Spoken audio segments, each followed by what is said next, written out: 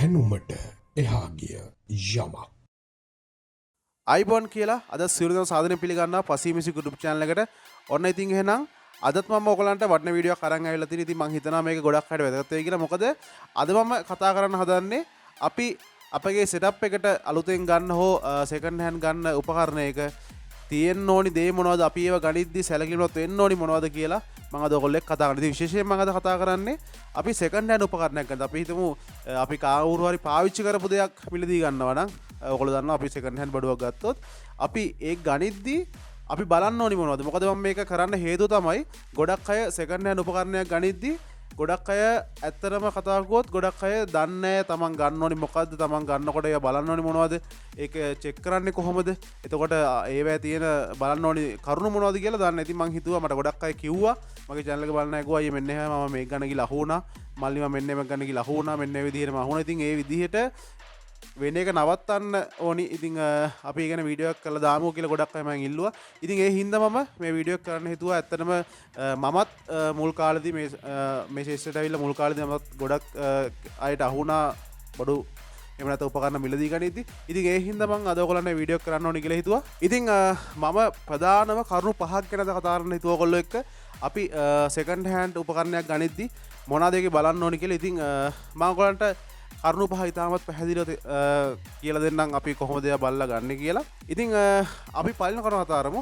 පළවෙනි කරුණ තමයි අපි ගන්න උපකරණේ අපි අපේ සෙටප් එකට දාගන්නකොට ඒක අපිට වටිනවද? එහෙම නැත්නම් අපි උදාහරණයක් විදිහට ගමු. අපි ඇම්ප් එකක් හරි එහෙම නැත්නම් මික්සර් එකක් හරි අපේ සෙටප් එකට සෙකන්ඩ් හෑන්ඩ් ගන්නකොට අපි බලන්න ඕනේ අපි ඒ ගන්න උපකරණයෙන් අපිට වැඩක් කරගන්න පුළුවන්ද? එහෙම නැත්නම් අපි මේක ගත්තොත් අපිට මේක අපේ සෙටප් එකට වටීවිද? මේකෙන් අපි හිතන දේ කරගන්න පුළුවන්ද? අපිටද මේ අපි හොයන දේද මේ අපි ගන්න හදන්නේ කියන අනිවාර්යයෙන්ම අපි හිතන්න ඕනේ. මොකද ඔයා යම්කිසි මුදලක් වියදම් කරලා දෙයක් ගනිද්දි ඒකේ ඒ මුදල ඔයා හොයන්න ඕනි. එතකොට මේකෙන් වැඩක් කරන්න ඕනි. ඉතින් ඔයා නිතරම බලන්න ඕනි ඔයාගේ අඩුපාඩුව මොකද්ද? ඔයා ඒ සෙකන්ඩ් හෑන්ඩ් උපකරණයක් ගන්නකොට ඒ අඩුපාඩුව එකෙන් පිරෙනවද? ඔයාට එකෙන් වැඩක් කරගන්න පුළුවන්ද? ඔයා හිතන වැඩේ එකෙන් වෙනවද? අන්න ඒ වගේ දේවල් ගැන අපි අනිවාර්යෙන් අපේ අවධානය යොමු කරන්න ඕනේ. මොකද ඒ දේ හිතලා තමයි අපි සෙකන්ඩ් හෑන්ඩ් බඩුවක් ගන්නකොට අනිවාර්යෙන් ගන්න ඕනි. ඉතින් ඒක තමයි පළවෙනි කාරණාව. දෙවෙනි කාරණාව විදිහට මම ඔයගොල්ලන්ට කතා කරන්නේ වර්තමානයේ ඕගොල්ලෝ ඒ ගන්න උපකරණයට වටිනාකම කොහොමද කියලා. අපි උදාහරණයක් විදිහට හිතමු. ඔයා මික්සර් එකක් ගන්න යනවා නම් ඔයා බලන්න ඒ මික්සර් එකේ බ්‍රෑන්ඩ් නිව් වටිනාකම සහ තව කෙනෙක් පාවිච්චි කරලා විකුණද්දි ඒ මික්සරේ වටිනාකම කීයද කියලා. එතකොට ඒ මික්සරේ කොච්චර කල් පාවිච්චි කරලා තියෙනවද? එයා පාවිච්චි කරලා තියෙන්නේ කොහොමද? අන්න ඒ වගේ දේවල් ගැන ගොඩක් කල්පනා වෙන්න ඕනේ. ඒකෙන් තමයි ඒක මිල තීරණය වෙන්නේ. ඉතින් ගොඩක් අය සාමාන්‍යයෙන් උපකරණයක් ගෙනලා කාලයක් පාවිච්චි කරලා ඉතාමත් වැඩි මුදලකට දෙන්න හදනවා. ඉතින් ඇත්තටම මේ වගේ දේවල් තමන් ගනිද්දි හොඳට කල්පනා කරලා ගන්න ඕනේ. මොකද අපි උපකරණයක් ගන්නකොට ඒ උපකරණය මෙයා කොච්චර කල් පාවිච්චි කරලා තියෙනවද? එයා ඒක කොයි විදිහට පාවිච්චි කරලා තියෙන්නේ. ඉතින් මේ වගේ දේවල් අපි අනිවාර්යෙන් අවධානය යොමු කරන්න ඕනේ. මොකද ගොඩක් අය හොඳම උපකරණ අනිත් අයට විකුණන්නේ නැහැ. ඉතින් ඇත්තටම සමාජයේ වෙන්නේ ඒකයි. ගොඩක් අය රවට්ටලා තමයි මේ උපකරණ විකුණන්නේ. ඉතින් ඒ වගේ අවස්ථාවකදී හොඳට බලන්න. මම කිව්ව දෙවෙනි කාරණාව ඒ තමයි ඔයාගේ ගන්න උපකරණය අලුතෙන් කඩෙන් ගත්තොත් කීයක් වෙනවද? තව කෙනෙක් පාවිච්චි කරලා විකුණන ඒ කියන්නේ සෙකන්ඩ් හෑන්ඩ් උපකරණයක් කීයක් වෙනවද කියලා. වෙළඳ පොලේ ඒ යන මිලවල් දෙක සංසන්දනය කළා ඔයා තීරණය කරන්න ඕනේ. ඔයා ගන්න උපකරණය මේ හරි මිලක්ද මේකට නියම වෙලා තියෙන්නේ කියලා හොඳට කල්පනා කරලා ගන්න. මොකද වටින්නේ නැති දෙයක් වටිනාකමක් දීලා ගන්නත් එපා. වටිනාකමක් නැති දෙයක් අඩු මුදලට ලබා ගන්නත් එපා. මොකද සමහර විට වැඩි මිලට දෙන්නෙත් මොකක් හරි හේතුවක් හන්ද වෙන්න පුළුවන්. අඩු මිලට දෙන්නෙත් මොකක් හරි හේතුවක් හන්ද වෙන්න පුළුවන්. ඉතින් ඒ දේවල් හොඳට කල්පනා කරලා ඔයා සෙකන්ඩ් හෑන්ඩ් බඩුවක් ගන්නකොට අනිවාර්යෙන් ගන්න. හරි ඉතින් ඊළඟට මම කතා කරනම් තුන්වෙනි කාරණාව ගැන. තුන්වෙනි කාරණාව තමයි ඕගොල්ලෝ ගන්න උපකරණයට වෙළඳ පොලේ මාකට් එකක් තියෙනවද කියන එක. වෙළඳ පොලේ අනිවාර්යයෙන් ඕගොල්ලෝ බඩුවක් ගන්නවා නම් ඒකට මාකට් එකක් තියෙන්න ඕනි. මොකද ඕගොල්ලෝ ගන්න උපකරණේ සමහර අවස්ථාවලදී ඕගොල්ලන්ට අද දෙයක් ගත්තොත් තව අවුරුද්දක් ගිහිල්ලා ඒක ඕගොල්ලන්ට විකුණලා ඕගොල්ලන්ට අප්ඩේට් එකකට යන්න හිතෙන්න පුළුවන්. ඊට වඩා ටෙක්නොලොජි එකෙන් වැඩි උපකරණයක් ආවොත් උදාහරණයක් විදිහට මික්සර් එකක්. දැන් ඔයා පාවිච්චි කරන මික්සර් එක කාලයක් ගිහිල්ලා ඔයාට අලුත් අප්ඩේට් වෙච්ච මික්සර් එකකට යන්න ඕනේ නොත් ඔයාට ඒක විකුණලා වෙන එකකට යන්න උවමනාවක් වෙනවා. ඒ වගේ අවස්ථාවකදී ඔයාට ඒක හොඳ ගානකට විකුණන්න පුළුවන්කම තියෙන්න ඕනේ. මොකද ඔයා ගාව තියෙන උපකරණය ඔයා විකුණනත් විකුණන්නේ නැතත් සෙකන්ඩ් හෑන්ඩ් මාකට් එක කියන එක හොඳම තැනක තියෙන උපකරණයක් වෙන්න ඕනි. මොකද ඒක ඔයා ඇත්තට විකුණන්නම නෙමෙයි.